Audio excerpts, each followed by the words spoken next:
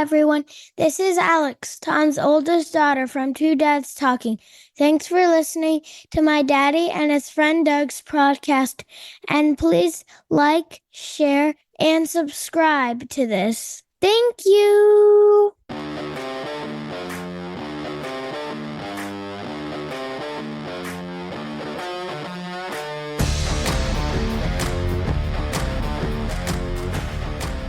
Hello, everybody. Welcome to Two Dads Talking. Iteration number stalling for time 25? 24. No, like 24 probably.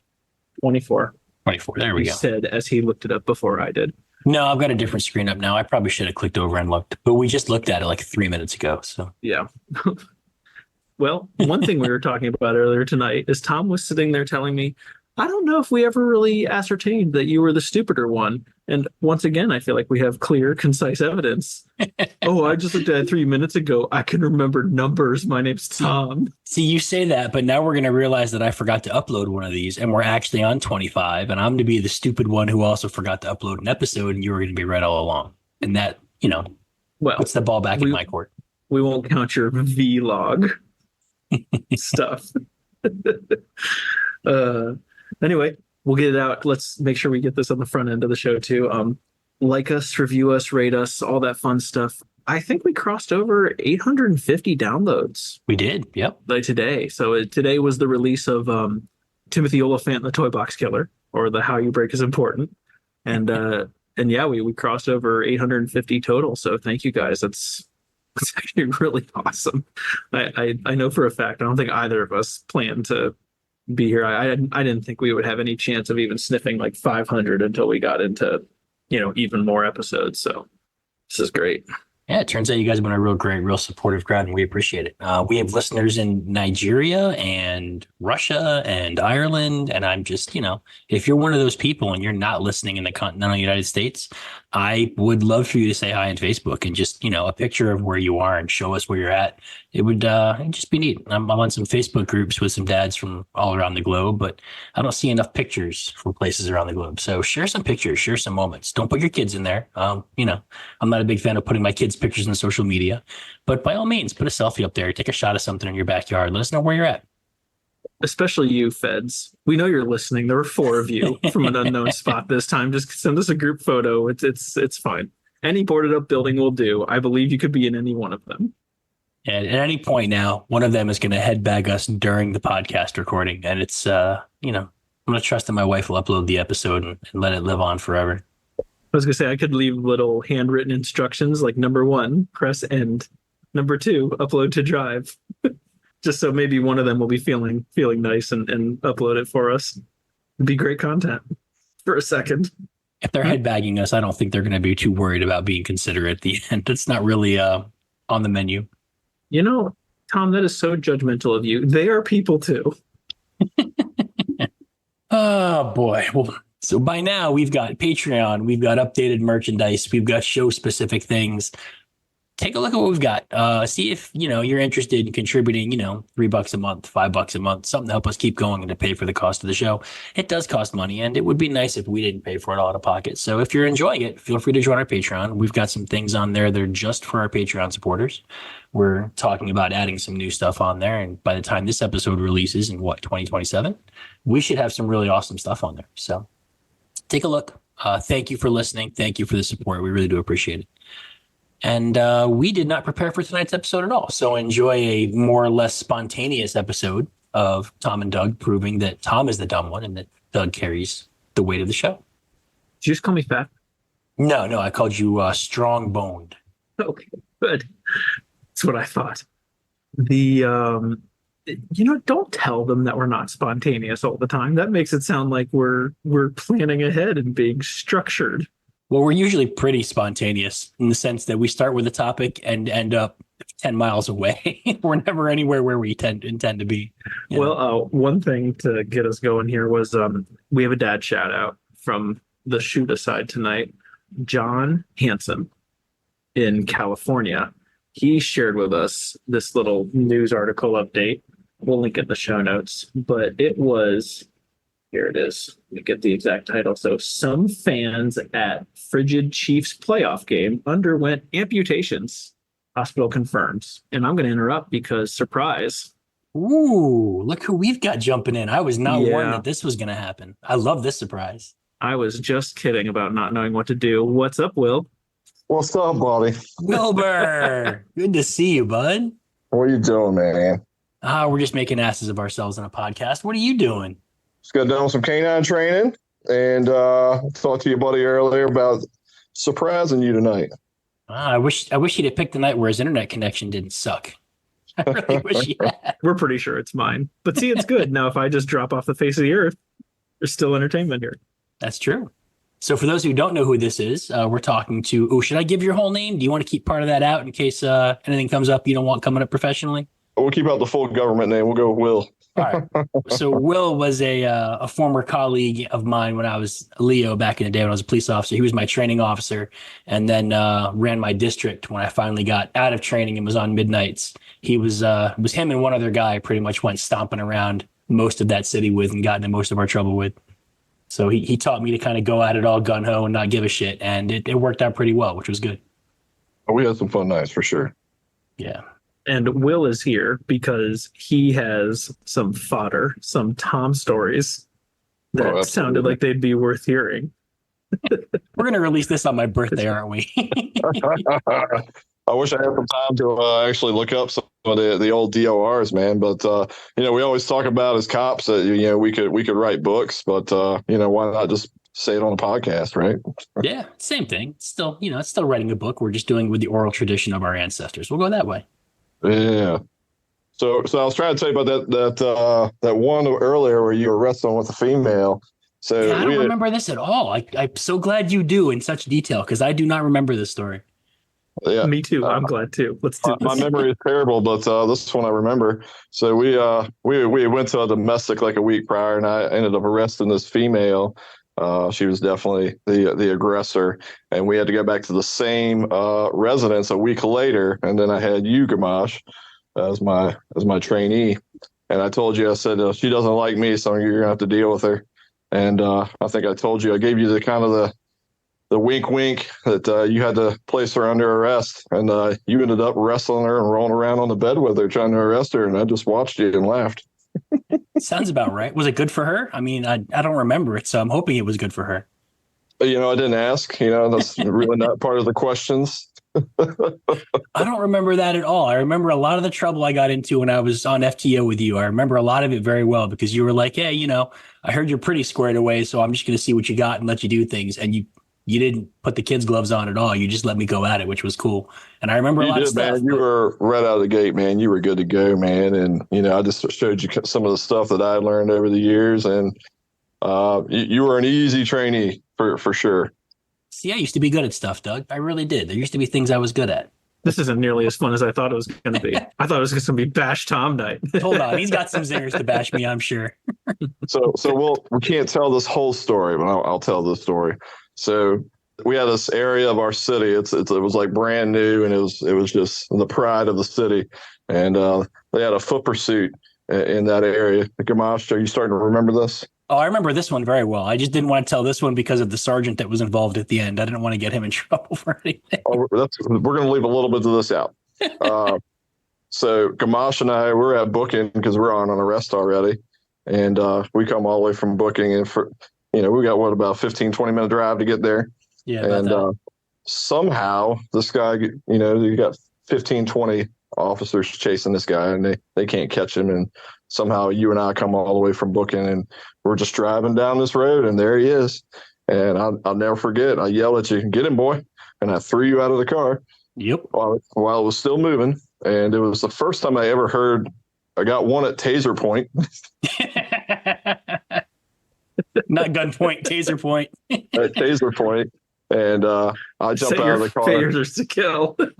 I jump out of the car and I'll go over and tackle the guy on the ground, and we get him in cuffs, and nobody gets hurt or anything. But that was good stuff. I remember exactly how we found that guy. They were calling out the foot pursuit as we were leaving, and I didn't know the city very well yet. So for those listening, I didn't live in the same city. I was a police officer. I lived about 15 minutes away. And we're coming back up from booking and they're calling out this foot pursuit. And someone says, oh, I lost him cutting through here and here. And I remember Will going, I know exactly where that motherfucker's going. Watch this. And turn the lights off and hit the side roads. And he was right. He knew exactly where this guy was trying to go. He had it dead right. And he's not kidding. He literally pulled up. I mean, didn't even stop the car first. Like he was driving and said, all right, go get him. And just kept rolling. And the door opened and I bounced out of the car. And yeah, he didn't even stop the thing for me. Just go get him, Dwight. Just go get him. Yeah, tuck and roll, man. Yep. Yeah, the vest on softens the blow. It's fine. It worked out that I was, born and raised here, so it worked out. Yeah. You got any ones that you remember from our day? Oh man, like a million of them. Will was my guy for DUIs. We talked in episode 14. 14 was where we talked about that. Yep. Smashing the median because it had a double meaning. Because that was your DUI. You're right. I love going after DUIs, and Will was kind of same page, and he was happy I liked going after it. And we used to just go. I mean, we'd chase him all night. If it was quiet, that's what we were both doing, and we'd rack up, 5, 6 DUIs a month, easy. And I remember one night we got this girl in this car, and it was back on this little side street. And she was not a particularly attractive young lady, but she's trying to be all sweet and seductive and flirtatious. She gives us a name, and I was still pretty new. And she gives us the name. We can't find the name, and it doesn't come back as the registered owner. And the driver's license, she didn't have a driver's license on her. She didn't have any ID that was credible. And I remember we could not figure out who this girl was. And we didn't pull her over for anything huge. I think it was the problem with the plates, if I remember right. It wasn't like we thought she was drunk that night, but something was going on and we pulled her over and she couldn't identify herself. And I remember thinking like, okay, this sweet, innocent girl, like, whatever. She's, she's dumb and she's stupid. She's playing this card for sure. But I want to go find a real drunk driver. I want to go get some guns. I want to go get some drugs. Like, why am I wasting my time with this girl? And Will was like, no, this woman's lying to us. There's a reason she's not identifying. I'm like, all right. Can we just write her a ticket for, something? He's like, no, we're going to figure this out. We sat there for like 30 minutes. And he dug through records and pulled up pictures and searched. I still to this day don't know how he figured out who she was. But eventually he figures out who she is and walks up to her and says to her, all right, I know who you are. It's not who you said you were. You're such and such. And then she starts trying to like offer him things like favors. She's like, oh, well, if you just let me go. Like she changed from being sweet and innocent and lost to like, I'll do things for you. And he was like, that's not how we're playing this. Get out of the car. And then she changed and told us all about her boyfriend was the 36 Bang Squad, like the OG. Yeah. You remember that girl? Yeah. Is this the head girl? This is the head girl. Yes. Yeah. She went off and she went from like this sweet, innocent girl to as soon as he told her she was under arrest, she dropped. I mean, she sounded like a sailor on leave. She was just filthy mouthed and foul. And she she was throwing symbols up and it was just hilarious. Like, do you know who I suck? Do you know who I suck? 36 Bang Squad. And she kept it up all the way downtown to booking. It was priceless. I just remember him digging in and be like, no, I'm going to find out who this chick is. And I was like, man, I want to go find a real arrest. He's like, this is a real arrest. Trust me, there's something here. And I didn't buy it. And sure enough, like, he taught me some persistence is necessary in that line of work. That was good. Oh, good times. Man, I remember that one. That was a wild one. That one was real wild. We had a lot of good ones. Most of them were DUIs. We had a lot of good DUIs together. Once I got out of FTL. We had a crew, man. We did. We had a real good crew in our district. Yeah. We had that 3 or 4 mile stretch, man. You just went northbound, made a U-turn, went southbound, made a U-turn, and we all had them by the end of the night. Yep. As long as you were putting effort in, it was real easy to find a DUI or drugs. And I would say about 1 car in every 5 you pulled over had a firearm in it. So there's that too. Oh, yeah. It's a hell of a city. Yes. One way to say it. Exactly. So you're with the canine still. You're still doing the canine thing. Doing the canine thing, man. My buddy will celebrate his 5th birthday this year. Nice. So, yeah. Amazing dog. He's a patrol dog and he's explosives as well. So thank goodness he's a passive dog, or if we find explosives, it'll only be the one time. Yeah, let's not turn him into a hot dog. We don't need that. Right. How's the city been? It's I feel like I used to get a lot of news updates, and ever since the school shooting with the teacher getting shot, I don't think I've gotten a whole lot of updates from the city popping up in my news feed. Anything calmed down, or is it still the same old, same old? We set a record last year for homicides. For the first time, it went above 40. It's we're solving them, but that really, for me, that doesn't matter if people are dying. So it's a lot of some of the laws. I think it kind of started when the marijuana became legalized here. They kind of really slowed down a lot of the stops where we got a lot of guns off of people. So it's been a struggle, man, but it's still the same city, man. It's just building up more in the downtown area. So you ain't missing nothing, trust me. You kidding me? That was some of the most fun nights of my life. That job was the most fun job I've ever had. There was a time where I got real cynical, and there was a time where it was really weighing on me. But that period of time aside, like that was the most fun I've ever had with a job in my life.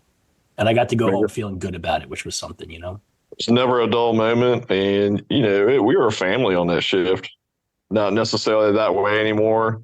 It's a very young department now, but yeah, man, we were a family, dude. We did a lot of stuff, and outside of work, and it was a good time.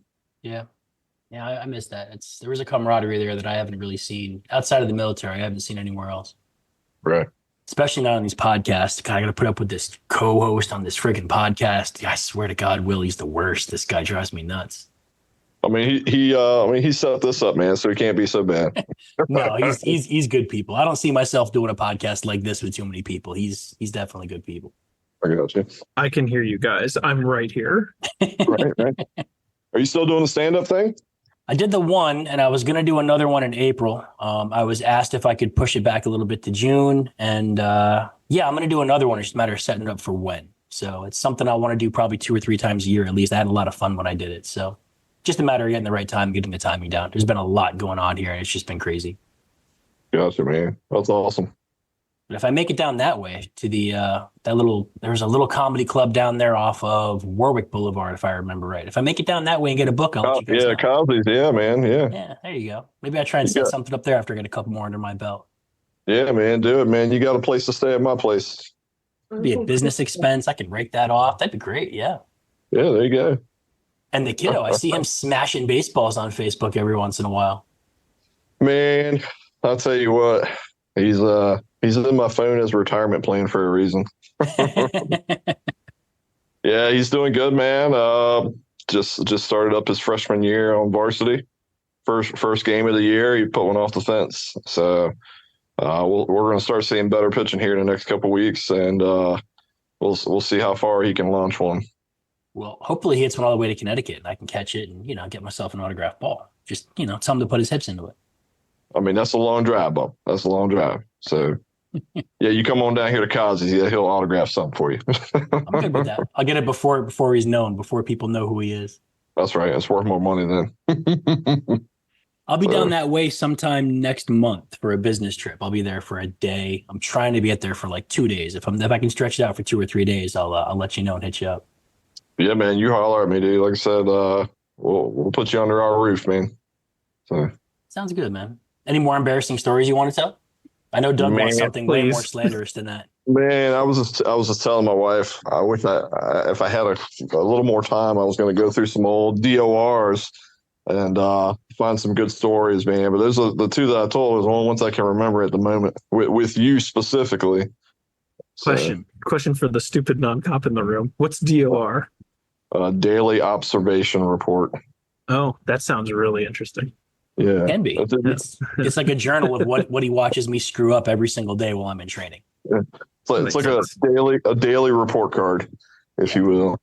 Gotcha. So, and the officer I had for day shift wasn't nearly as kind about his DORs as Will was, but he was also mad because I wanted to go out and arrest people and do things and not just sit there with a LiDAR gun and a radar gun all day.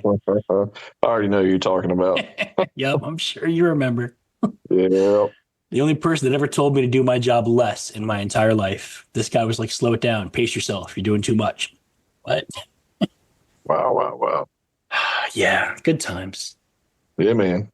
Well, good to see you, man. Yeah, good to see you, brother. I'm going to cut out, man. It's been a long day. I started about 6 a.m., so. All right, man. Get some sleep. Yeah. Tell the missus I said hi. Yeah, she's right here.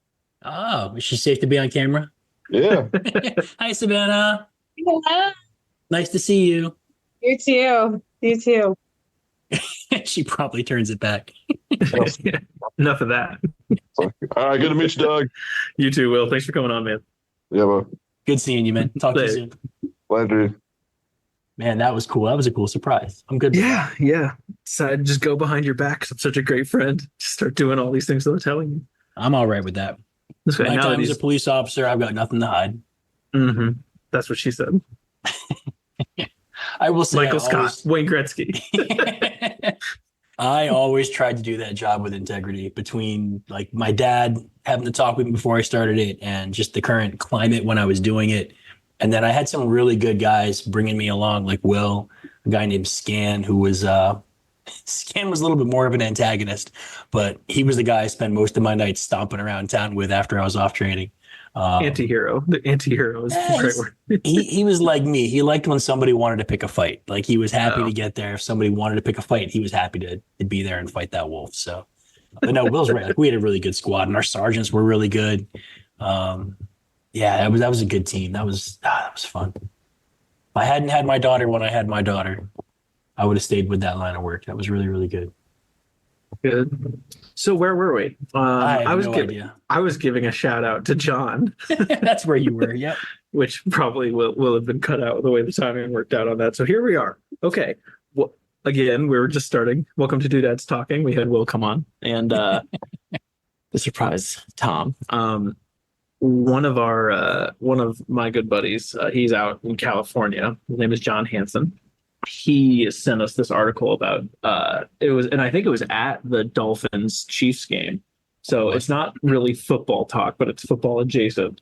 That game was so cold that they had multiple people going to the hospital for frostbite because of just how bad it was. And let me see if I can find it, but there was something like 80% of the people who got treated at the local hospitals for frostbite were recommended for amputations because it was that bad. And this was just from wanting to be at a game. Here it was. So the temperature was -4 degrees Fahrenheit. What was the wind chill? It had to be like -20, right? It said the wind chill got to -27 Fahrenheit. And that was far and away the coldest game at Arrowhead. So let me see if I can find the actual numbers.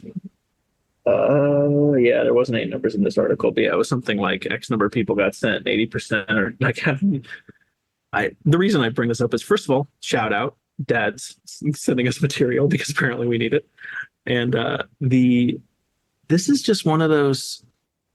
I just imagine if I was somehow one of these people attending any event, sporting or otherwise, out in the cold, and I'm all revved up to do it, and I lose an arm, or a foot or something like that because of frostbite, and people go, "Hey, mister, how'd you lose your hand?"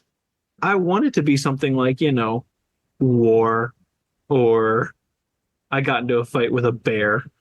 Right. But instead it's like, I went to an NFL playoff game, and also maybe it's like my team lost, or I had to go to the hospital before the end of the game because I was seizuring in the stands from being too cold. Woke up without a hand. Did you get into a fight with the other team's fans? Is that what happened? Somebody bit off your fingers? No, I got cold.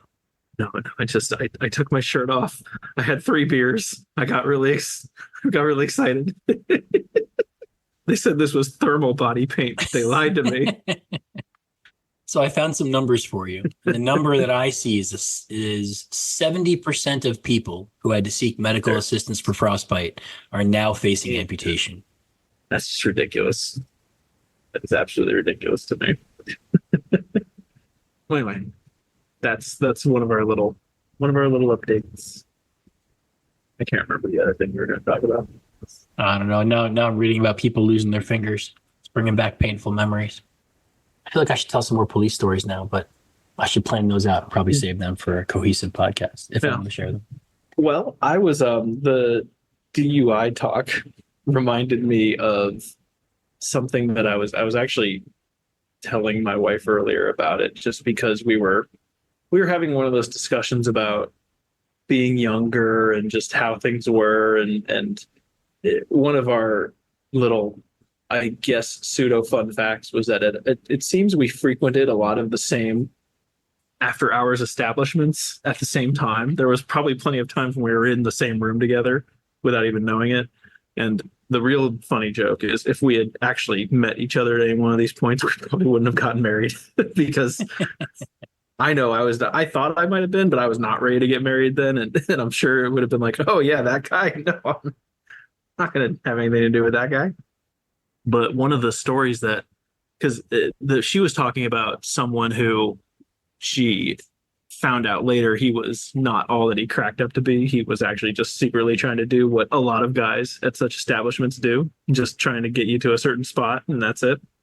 And so I was telling a story about how I was doing my own after hours lurking, my little phase doing that. And I had someone, she was, do you want to come home with me? Yeah, actually, I do. And okay, fine. Follow me home. Great. Just make sure I get home. Great. And at one point, it was bad the whole way, like using the whole lane, using some of the other lane next to it. And I'm behind her, starting to get more and more freaked out. Like she's just going to run off the road at some point. There's a spot where there's a bridge going over the river in that local area.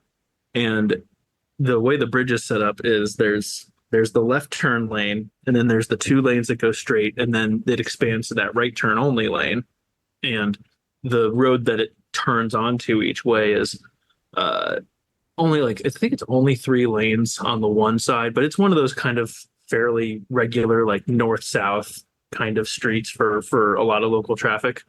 And she's in the going straight lane on the bridge. At the very last second, pulls over into the right turn lane. She must have realized that she's at this light now.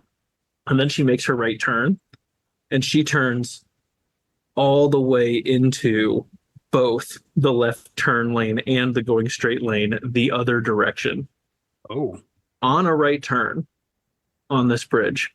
She also started to stop at first at the green light right before she made this turn. So this was like the, wow, you are so far gone. You didn't just miss 1 lane, you basically missed 2 lanes, and you went right into on what would have been oncoming traffic, but there was nobody on the road, thank goodness. Let's just say I've never prayed for someone else to get home safely who I was following with what started with nefarious intentions. I was just worried that at that point, I was praying for her not to drive off the road, fall into the river. And then I'm like, well, what do I do? I'm not going to leave her to die here. I didn't want to have to deal with that crap. How cold was it? Would you have been facing an amputation if you had to go in the water? Unfortunately, Dolphins no. Chiefs cold? No, I think it was summer.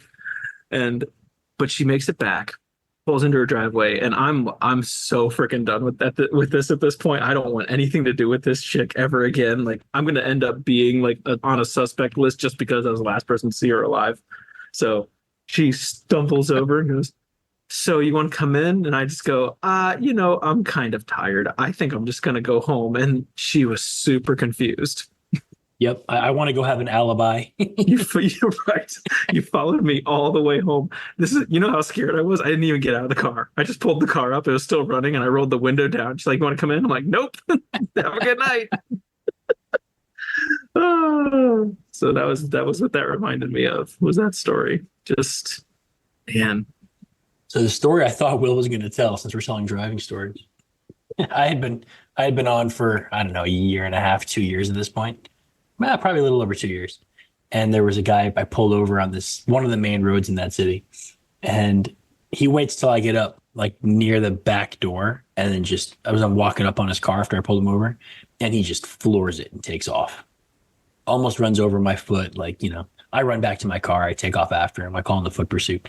And the one thing I was really proud of myself of as a police officer is that I stayed super calm. I was very in the yellow. When I was in a foot pursuit or vehicle pursuit, I stayed calm. I kept the voice cool. And it wasn't because I was just such a badass warrior that I wasn't excited. It was that where we were, if you were in a foot pursuit, or if you were in a car pursuit rather, and I'm in a vehicle pursuit and I'm calling my radio and I sound nervous or excited or flustered, the sergeant's going to get out and be like, "Stop, terminate your pursuit. We don't want anyone to crash. Just stop." But if you sound super cool and collected and you got your stuff together, they let you keep chasing. So I learned very early on, when you're in a vehicle pursuit, you keep that really calm voice. Doesn't matter if your heart is going 180 beats a minute, you talk like this. So this guy just peels out, almost runs me over. I get back to my car 3214 vehicle pursuit, heading northbound. We just made a right turn on Cannon, and we're flying down this road. And the road he had turned on, it goes toward that city. Gosh, now I don't want to give it away. If people listening know where I was a cop. It goes back toward that city center that Will was talking about. That's like the pride and joy of the city. And it's a pretty long, straight road, but it's going back into that like main business district at the center of the city. And this guy got his car going up over 100 miles an hour on this stretch. It's like a 4-lane road, got a median between, and he was gunning it. And I'm behind him, like 3214. We're doing about 110 miles an hour. Weather's clear, roads are dry, no other vehicles on the road, no pedestrians, continuing pursuit. 3214, we've now hit 115 miles an hour. Suspect is approximately 50 feet in front of me. Road conditions are still good. I'm cool, I'm calm. And I'm in the middle of giving an update. This gentleman didn't realize, he didn't know apparently where he was going, or he was so excited he wasn't thinking. He didn't realize that the road we were going down eventually ended in a T intersection with a parking lot for a very big company. And there was this giant raised median, when you got to the end of the road before their big parking lot. And he didn't realize that. So I'm in the middle of pursuit. I didn't realize how close we were to it because it was pitch black. It's like, 3214, we're fasten your seatbelts. 3214, doing about 100 miles an hour. He's pulling ahead of me. I think we're nearing, holy shit, he's airborne. Like on the radio. This is all recorded. Holy shit, he's airborne. This guy hit this median going 100 plus miles an hour. And you see this stuff in movies and you laugh because you're like, that doesn't happen. When a car says something, ridiculous. Then, it's not how it works, right? This guy hit this thing at 100 miles an hour, went airborne. This thing crashed down into the parking lot so hard that we measured the distance he went from the end of his tire tracks in the raised grass area of the median. And then when he hit the parking lot, he hit so hard, the frame dug down and carved gouges in the concrete in the parking lot. So you had a very clear, this is where he left the earth and this is where he came back down to it. And it was like a 35-foot gap. It was unbelievable. And that was one of my favorite ones. I thought Will was going to talk about that because I caught a lot of crap for like a month. I'd walk into a room and somebody would be like, hey, and I had to deal with it. He's up in the air. He's flying. But I was just so cool and calm and collected. And then I remember going, holy shit, he's airborne. No one had a clue what I was talking about. Any sense of being, clear and descriptive went out the window. And then when we caught the guy, he tried to tell me he wasn't driving the car. No, it wasn't me. It wasn't me. It was fun. I don't know. Why would people give you crap for that? Is that just a cop thing? Like they just find any reason to get some shit on you? Because that feels... Maybe, but if you look at it in the terms of the officers who are listening, so when you get a vehicle pursuit or you get a foot pursuit, like the officer is being put in danger. If I'm doing 100 miles an hour in the pitch black night in my car, this guy just put me in danger. And when you get something like that and they hold traffic on the radio and there's what we call a signal one is when an officer needs assistance right away. When something like that happens, everybody on your team, the camaraderie there is really hard to describe. It's a lot like when I was in the military, but it's amplified. It's even stronger than when I was in the military, to be honest.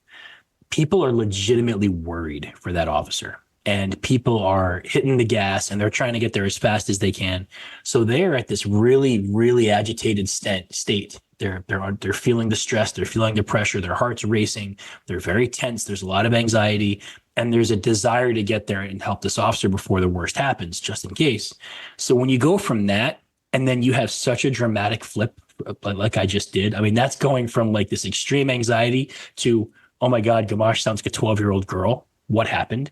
It's just such an extreme change that I'd imagine you can't help but laugh. And that's just got to stick, So, is it just like, zeroed in and then like, well, that doesn't help me. I'm trying to get to you, bro. It's probably that. But also like the level of concern for me probably gets to go away for the first time in a couple of minutes too. And they can really kind of appreciate the situation. I guess. I'm just sitting here thinking like the non-cop person. And I'm like, that feels kind of normal.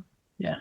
There's a lot of razzing. And that job, we're going straight towards the city center and I do declare it appears he hit the median and has put the vehicle above the ground. I would have caught a lot more crap for that. He's traveling at a oblong type of arc. He has landed 2 bounces. Here we go. I think I would have caught more crap for that one. Yeah. I would try to find a call you like if you were like district 72 or something, your nickname would be like the 72nd Airborne or something like that. That's what I would do. It wouldn't be crap though. We had plenty Or of it would be nicknames. At the end of the day, everybody did mean well. That was the nice thing. Like you caught a lot of crap and you gave your guys a lot of crap, but none of it was mean spirited. I mean, even the people that you didn't like, there were a couple officers you didn't like and you didn't want to work with, but even with them, like at the end of the day, no one else is out there making sure officers get to go home at the end of the night. So all the officers have to make sure that the officers go home at the end of the night, you know, and that's always focus one. That's cool. Good to see Will. I miss that guy. All right. Do we want to do any top threes? We didn't prep for that at all tonight. Do we just want to go to dad jokes? What do we want to do here? I don't know. I was going to say I have a dad related thing with, well, because we're on, are you on spring break now from school? Not this week. Your school, Tom, not your kid's school. No, it's not this week. I don't know when exactly it is, but I know my kids only have like one full week this entire friggin' month. And that really? Irritates me and vexes me greatly. Really? Well, that's where we're at right now. We're on the spring break, and well, luckily we actually had a nice day here, but next couple of days. But it started out cold too, and it's like everything else with kindergarten, it's our first spring break, and I am a little bit unsure of if I like the fact that daylight savings happened at the beginning of it or not. And this is something I would love to hear from other dads from this, you know, dropping us a line on our Facebook or an email or something like that. If you just even have any general advice around this, because jumping the clocks an hour forward means we could not convince our girls to go into bed at the exact same clock time as before. It just wasn't going to work. And so part of me is happy that this happened on a spring break, because then we get to slowly scale them back a little bit as we get towards when school kicks back up again. And also we kind of get to do this, hey, look, you're staying up a little bit later because it's spring break, and that makes us super cool parents as far as you're concerned. And I just don't know how you would handle it otherwise if you didn't have the spring break around it, or if it's preferred to have one or two like just bad nights/days with being behind on sleep, and then the kid, you know, has to go to sleep because they're exhausted. I just don't know. I'm just curious to hear more about that, if you had any opinions of it or if anyone else does, because I kind of think I like it this way, but it's, you know, first time, so I don't know. Yeah, we didn't have spring break. We typically don't have spring break during, you know, the leap ahead. We always struggle with the leap ahead. My wife is fond of saying, and I think she's right, that the only people that really suffer with the changes are the parents. The kids don't care. Doesn't seem to phase them at all. At least in my house, doesn't really phase them at all. There might be a little bit of personality and emotional, you know, swing for one day, but the kids bounce back real quick. And we try to put them to bed early if it's going to jump ahead. You know, we try to adjust their bedtime to help compensate for it. But the only real losers ever are the parents. That's just kind of how it works. So we don't have a good way to power through that. We just power through it. Just do it beforehand. Just anticipate it coming up and pick them the couple of nights before that. That's a good idea. See, there you go. Smarter one comes through in the clutch. Not my idea. It was my wife's idea. That wasn't me. I said smarter one. I didn't say it was you. That's fair. That's fair. There's lots of smarter ones around me. I try to surround myself with smarter ones. I wish our presidents would do the same thing. No, you did not. We're trying to keep this under an hour. But that was the other side of it too, because as from the kids' side, I always appreciated a spring break that was later. I usually had ones that were later than you know a lot of the other kids, and well, that meant I didn't always get to see some of my other friends, you know, as much on that break. I liked actually having warmer days where I could spend more time outside as a kid. So her having a spring break now made me feel a little bit like, oh, she's not as spoiled as I was with that. So it's a good idea. That might be a good thing to talk about next time, Tom. Our now apparent Biden versus Trump coming up here. We can do that. I will get good and fired up on that one. So if we want to go back to fired up, Tom, we absolutely should not talk about that tonight. No. That is as a little sort of precursor to that, I will say that it's extremely upsetting to me that this is what we get. I am not the kind of person who's in one particular politician's corner, like it must be this person on any level, but this is this is about the worst possible race you could have had.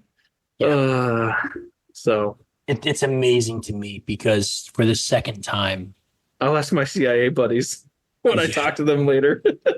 as long as it's not the Secret Service, because they're the ones probably Right. listening to this episode. This election, for 2 years, 3 years now, I have been steadfast in I don't care who runs in 2024. I'm going to vote for, if Biden runs, I'm voting for whatever Republican opposes him, because I am so done with Joe Biden and have been since literally the first year of his election. And then the Republicans went and nominated literally the one person that makes me double back on that and be like, what the fuck? No, I can't do that. Exactly. Like, if you put anybody else there. I am finally entertaining. I was like, I just might not do it. I just might not vote. I'm going to vote, but it's going to be for another third party just to try to help them get another millionth of a percentage of a vote so that they can maybe in 10 elections actually have a presence at it. I'm going to write in Ralph Nader's ghost. I'm really tempted to just write in like Sylvester the cat. I really am. No, I'm just so irritated because if either party had put forward literally anyone else or darn close to it, there were probably 3 or 4 names I still would not want to vote for. But anybody outside of like 3 or 4 names for either side of this party, you could have just locked my vote in now. And both of them were just like, nah, screw it. We don't care. We don't need to give you a good candidate. This is the best we can muster as a nation to run our nation and be the face of our franchise and protect American people's rights and look out for their interests. This is the best that we're going to do because we like having a puppet here. And this one has a fiery support group and, he'll get us back in power there.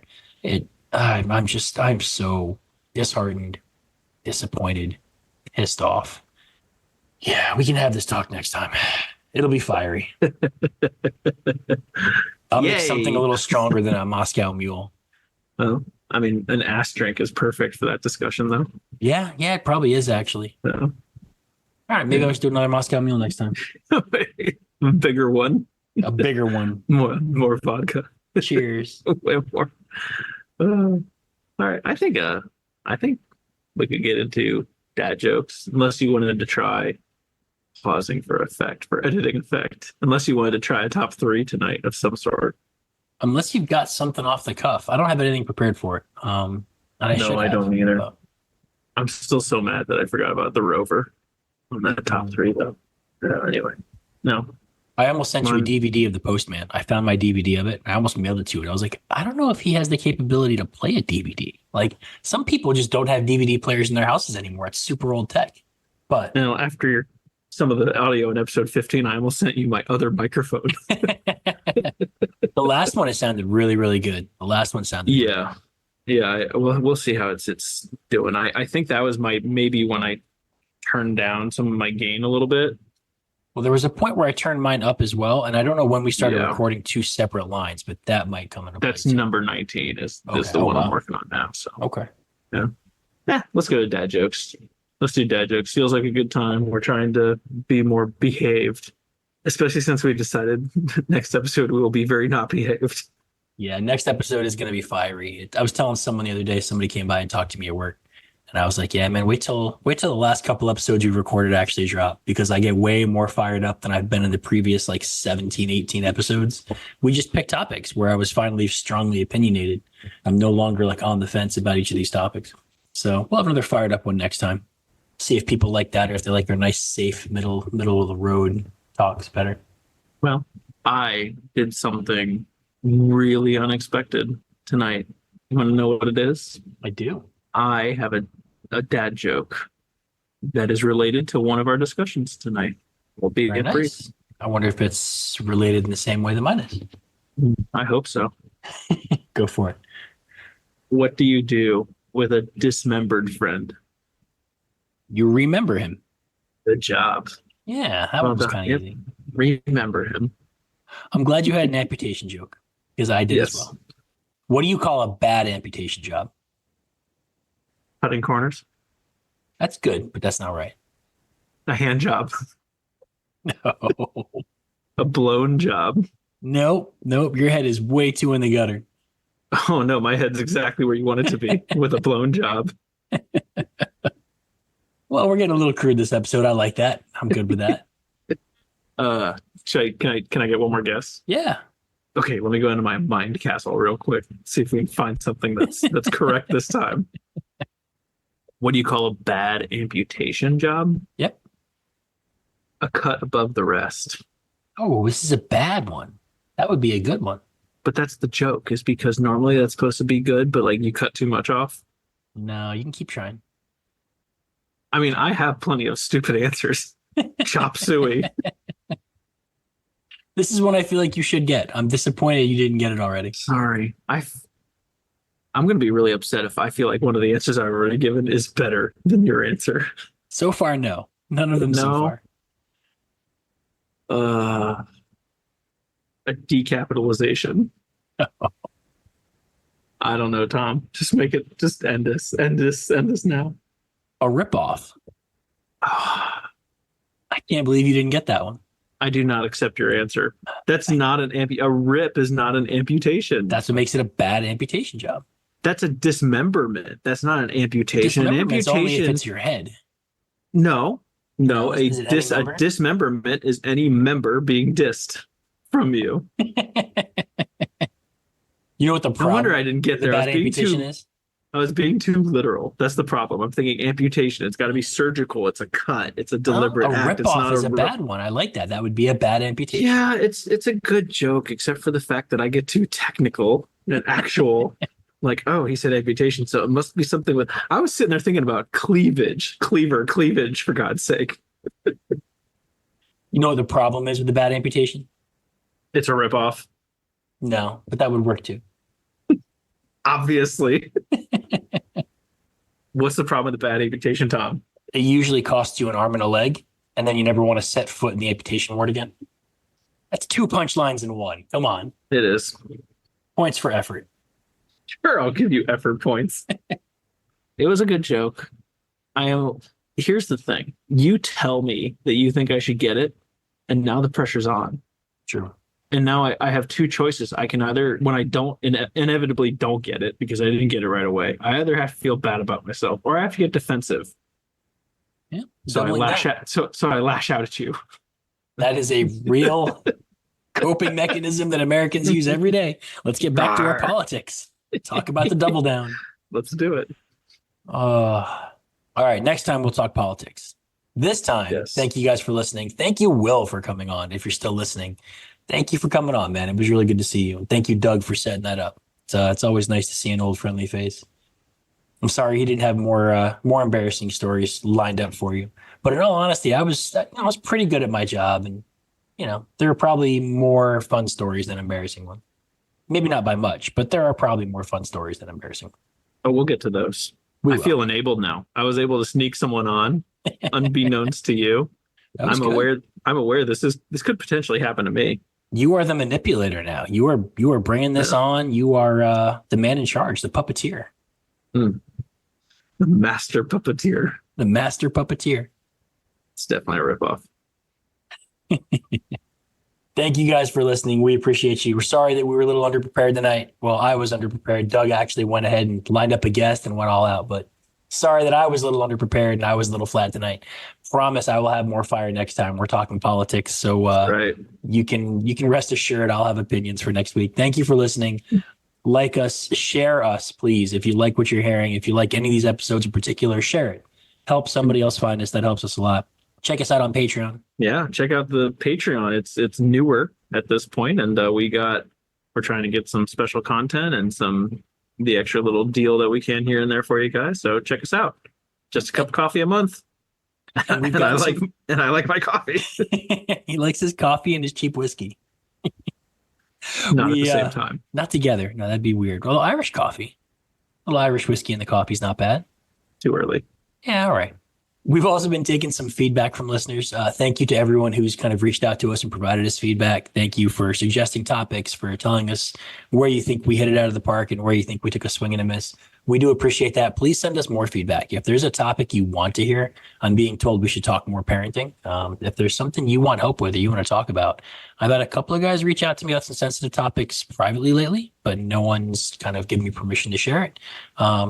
Let us know. We're happy to talk about what you guys want to listen to. Because at the end of the day, we just want to keep you tuned in. What he said. Yeah.